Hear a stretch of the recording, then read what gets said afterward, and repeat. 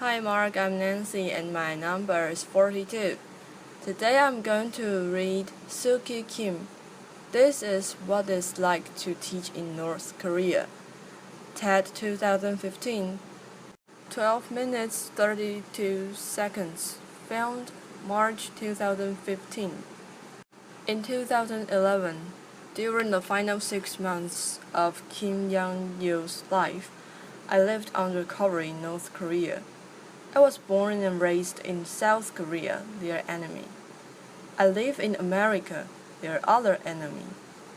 Since 2002, I had visited North Korea a few times, and I had come to realize that to write about it with any meaning, or to understand a place beyond the region's propaganda, the only option was total immersion.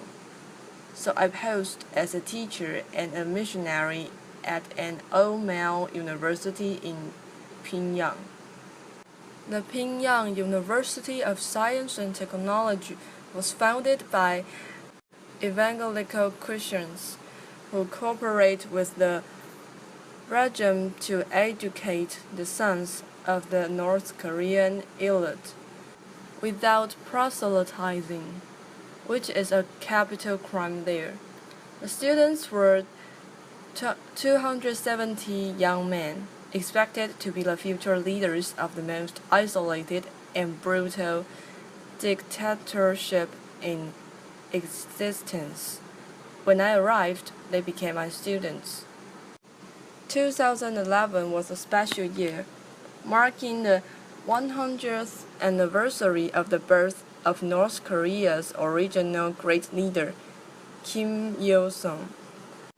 To celebrate the occasion, the regime shut down all universities and sent students off to the fields to build the DPRK's much heralded idea of the world's most powerful and prosperous nation.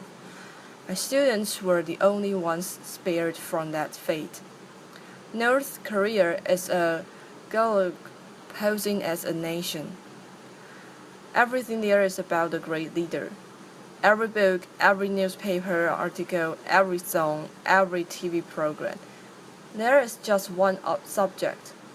The flowers are named after him, the mountains are carved with his slogans. Every citizen wears a badge of the great leader at all times. Even their calendar system begins with the birth of Kim Il-sung. The school was a heavily guarded prison, posing as a campus. Teachers could only leave on group outings accompanied by an official minder. Even then, our trips were limited to sanctioned national monuments celebrating the great leader.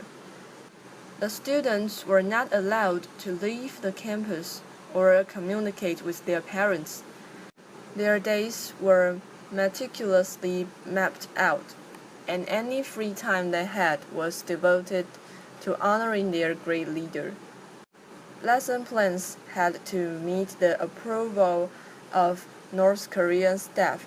Every class was recorded and reported on. Every room was booked and every conversation overheard. Every blank space was covered with the portraits of Kim Il-sung and Kim Young-il, like everywhere else in North Korea. We were never allowed to discuss the outside world. As students of science and technology, many of them were computer majors, but they did not know the existence of the internet. They had never heard of Mark Zuckerberg or Steve Jobs. Facebook, Twitter, none of those things would have meant a thing, and I could not tell them. I went there looking for truth.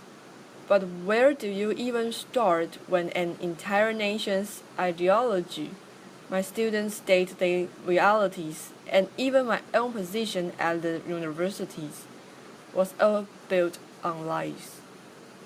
I started with a game. We played truth and lie. A volunteer would write a sentence on the chalkboard, and the other students had to guess whether it was a truth or a lie. Once a student wrote, "I visited China last year on vacation," and everyone shouted, "Lie!" They all knew this wasn't possible. Virtually no North Korean is allowed to leave the country. Even traveling within their own country requires a travel pass. I had hoped that this game would reveal some truths about my students, because they lied so often and so easily, whether about the mystical accomplishments of their great leader, or the strange claim that they cloned a rabbit as fifth graders. The difference between truth and lies seemed at times hazy to them. It took me a while to understand the different types of lies.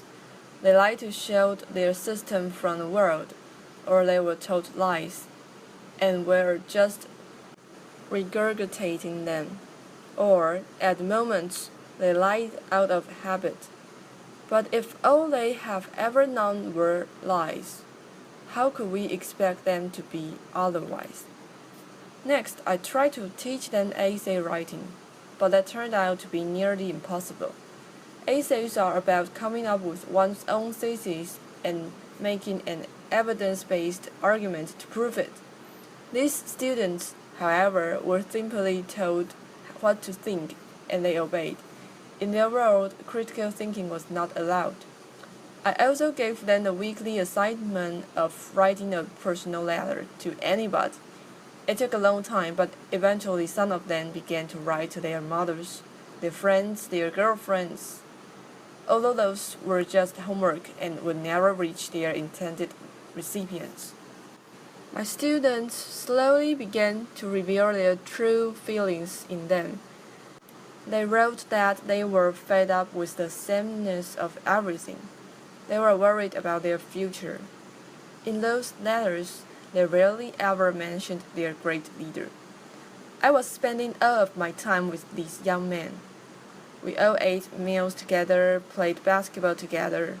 I often called them gentlemen, which made them giggle. They blushed at the mention of girls, and I came to adore them. And watching them open up even in the tiniest of ways was deeply moving. But something also felt wrong. During those months of living in their world, I often wondered if the truth would, in fact, improve their lives. I wanted so much to tell them the truth of their country and of their outside world, where Arab youths were turning their rotten region inside out, using the power of social media, where everyone except them was connected through the World Wide Web, which wasn't worldwide after all. But for them, the truth was dangerous. By encouraging them to run after it, I was putting them at risk of persecution, of heartbreak. When you're not allowed to express anything in the open, you become good at reading what is unspoken. In one of their personal letters to me, a student wrote that he understood why I always called them gentlemen. It was because I was wishing them to be gentle in life, he said. On my last day in December of 2011, the day Kim Jong-il's death was announced, their world shattered. I had to leave without a proper goodbye. But I think they knew how sad I was for them. Once, toward the end of my stay, a student said to me, "Professor, we never think of you as being different from us. Our circumstances are different, but you are the same as us. We want you to know that we truly think of you as being the same." Today, if I could respond to my students with a letter of my own, which is of course impossible, I would tell them this. My dear gentlemen, it's been a bit over 3 years since I last saw you, and now you must be 22, maybe even as old as 23. At our final class, I asked you if there was anything you wanted. The only wish you expressed, the only thing you ever asked of me in all those months we spent together, was for me to speak to you in Korean. Just once. I was there to teach you English. You knew it wasn't allowed, but I understood then. You wanted to share that bond of our mother tongue. I called you my gentleman. But I don't know if being gentle in Kim Young-young's merciless North Korean is a good thing. I don't want you to lead a revolution. Let some other young person do it. The rest of the world might casually encourage or even expect some sort of North Korean spring, but I don't want you to do anything risky, because I know you in your world. Someone is always watching. I don't want to imagine what might happen to you. In my attempts to reach you have inspired something new in you. I would rather you forget me, become soldiers of your great leader, and live long, safe lives. You once asked me if I thought your city of Pyongyang was beautiful, and I could not answer truthfully then. But I know why you asked. I know that it was important for you to hear that I, your teacher, the one who has seen the world that you are forbidden from, declare your city as the most beautiful. I know hearing that would make your lives there a bit more bearable, but no, I don't find your capital beautiful. Not because it's monotone and concrete, but because of what it symbolizes, a monster that feeds off the rest of the country, where citizens are soldiers and slaves. All I see there is darkness, but it's your home, so I cannot hate it. And I hope instead that you, my lovely young gentleman, will one day help make it beautiful. Thank you. Upload. Thank you for your listening.